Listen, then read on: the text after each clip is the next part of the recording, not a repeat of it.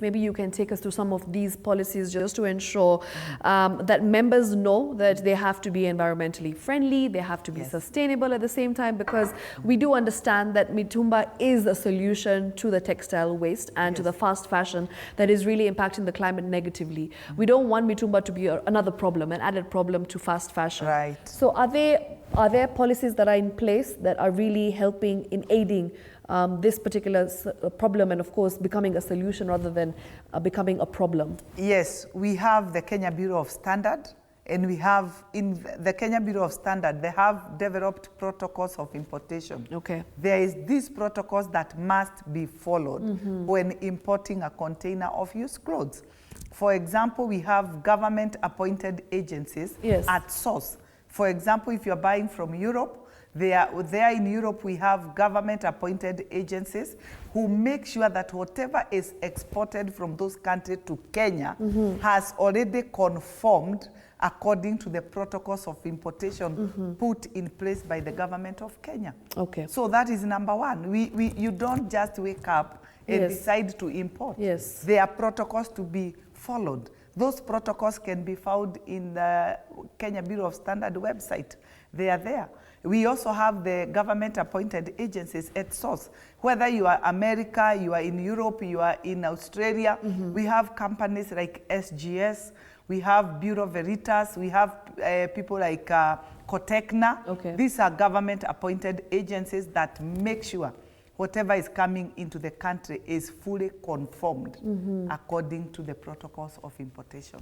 Okay, that's very nice. That's very pleased to hear that. Now, Teresia, in the instance a seller doesn't want something, you know, a piece of clothing, or a seller decides that they don't want to keep it. So what do they do? Where does it go?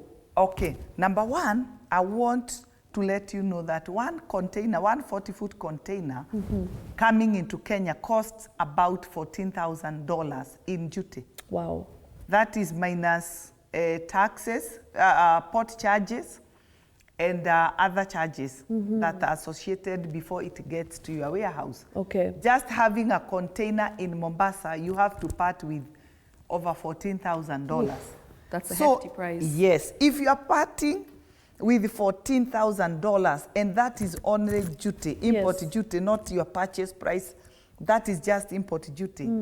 How will a person, a business person, who is seeing himself tomorrow in business, how will they import something that they will not sell? It is not possible. So, for example, if I am importing, I have to have a relationship with my buyer, my seller, my supplier. And what will come into my container is something I know for sure that I will sell. Something that will give me a return, not something that will come to be discarded. As I said earlier, it is cheaper. It's about 10 cents or 20 cents in Europe to discard waste. So having to pay over $14,000, you cannot import waste, something just to discard. Okay. You cannot do that. Number one, that is, I went to Europe last year. I went to Europe because, as you know, there are so many policies that are coming up or being developed to regulate the exportation of used clothes from the first world, the Western world. Yeah. So in Europe, I was in like 7 member states. And one of the things that I was talking to them and I was telling them, because before they had not seen any African going there to lobby or to answer their questions. They have met so many people, NGO people who have documents that are from Africa, which us as Africans, we refute them. So when I went to Europe, one of the most important message I took to them is people who are importing Mitumba are business people who are looking to make profit. Those are not people who have been, there's no supplier forcing them to carry what they do not want to carry. What we bring into the country is what we want to buy, not what is given by people in Europe. So by the time they are making the policies, they should understand the socio-economic factor in Africa. For example, in Kenya, it is over 2 million people are employed by this trade. These are people who wake up every morning because of Mitumba. So these people should be considered. They cannot be ignored. So the policymakers, one of the message that I took to them is nobody is being forced to buy what they cannot sell. Okay. Number two, it is not economically possible for somebody to buy waste to go and discard in Africa and pay a hefty duty. Even people in Europe, they will not pay 14,000 just to discard. So it is not possible. Okay. Okay.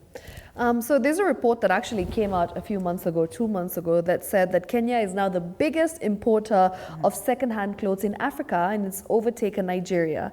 And, you know, some would argue that it is now a dumping ground for second-hand clothes, because this now means that our textile industry in the country is now struggling, because obviously Mitumba has now overtaken all the source of production when it comes to clothes in the